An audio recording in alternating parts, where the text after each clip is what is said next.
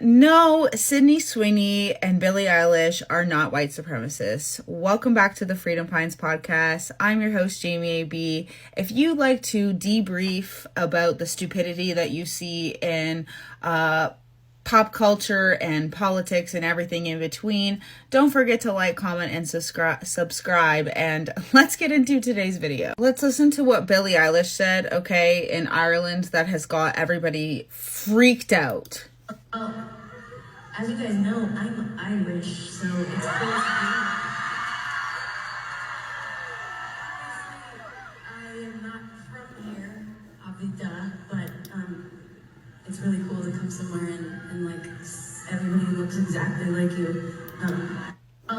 Okay, so that's not racist. Okay, I want you guys to understand, if you're on the left and you're wondering why people use the word like black fatigue, like the phrase, I would never subscribe to that. Okay, I can recognize that this is woke fatigue. I have woke fatigue.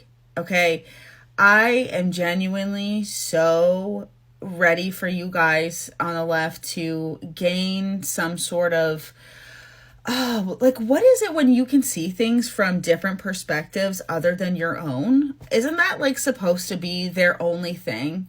Is that they have empathy for others and they're able to see things from other points of view? Yeah, that is their only thing that they're supposed to. That's the one definition they just can't seem to grasp, okay? Because you can tell me that you're okay and you understand that there are whites excluded. There are black only graduation ceremonies, okay, which is setting them up for reality in real life, right? When we don't have any segregated ceremonies in the real world, but I digress. You also have college campuses with whites excluded from some of the rooms because our presence is oppressive, I guess, to certain people. Here's the thing. I've said it 100 times, okay? In the 6th grade in Canada, we used to learn people who live closer to the equator have darker skin. Oh, okay. That was it. I mean, kids these days are now learning that if they're white, they're inherently racist from birth, right?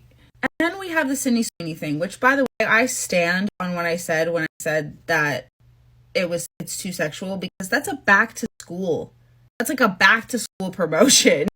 They're trying to sell jeans to teenagers and kids, and this is, anyways, I guess not kids, but back to school. I mean, my daughter, you know, she's 12 and she has worn American Eagle for a few years now. So yes, back to school commercial doesn't need to be sexualized. Okay, I stand on that. I don't care. But what I will clarify to the nines is that Sydney Sweeney and American Eagle were not saying that the only good genes are blonde hair and blue eyes. They were just simply playing on the word genes. Now, I will say, I did listen to a woman who worked for American Eagle, and she said that nobody in these places talks to each other. And you know what? That checks out, okay? So their social media team isn't working on the marketing and stuff like that, if you know what I mean. And so I'm pretty positive that if they had talked to their social media team, which I presume are young millennials or Gen Z, they would have known that this is not a good idea. However, I will say everyone is overreacting. This is 2 days later, and they are still 10-minute essays going up daily about how Sydney Sweeney and American Eagle and the administration are all putting people who have disabilities in concentration camps. That is the rhetoric online.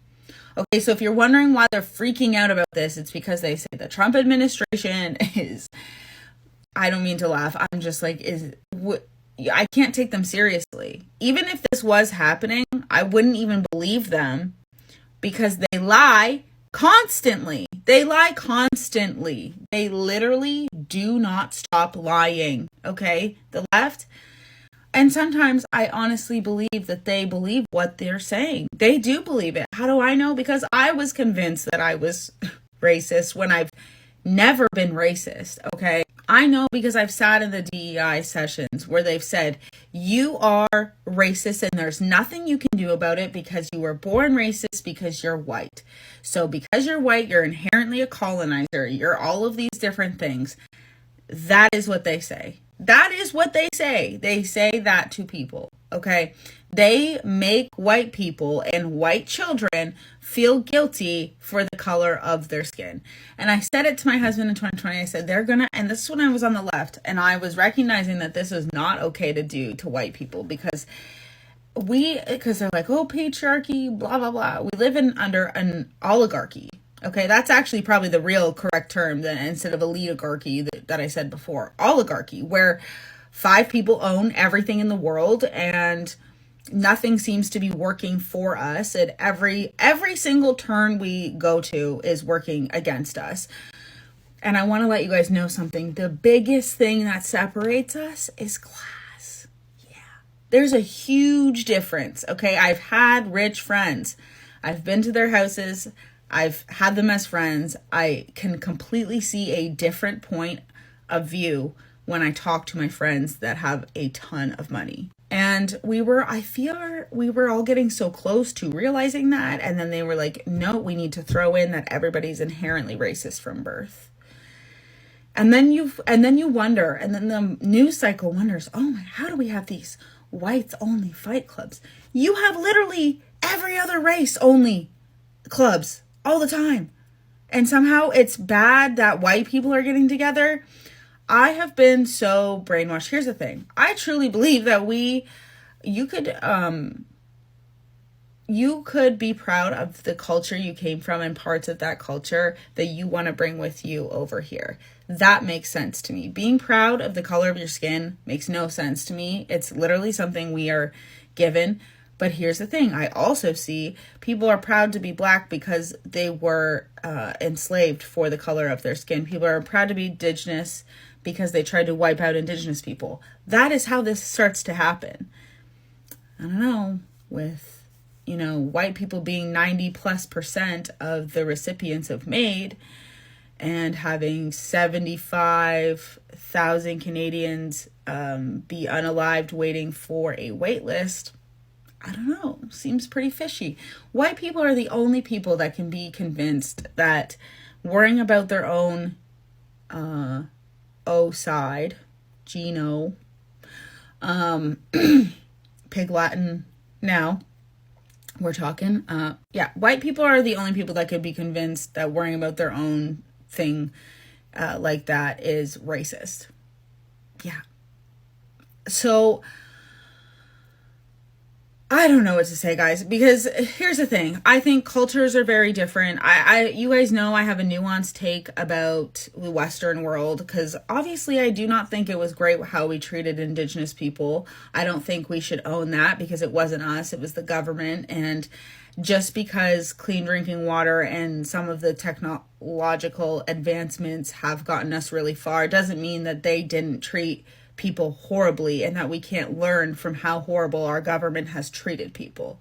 You know what I mean? And that's why when I heard this DEI stuff and I started unpacking all of this brainwashing that I endured, okay, I realized the government keeps us under the thumb of convincing us that we are all racist. No matter what race you are, you're going to go through history where it's your turn to be persecuted by the government for the color of your skin. What amazes me this time is that the white people convinced you, that the white elites convinced you guys that they weren't the white supremacists that me and you and all the other average everyday white people are.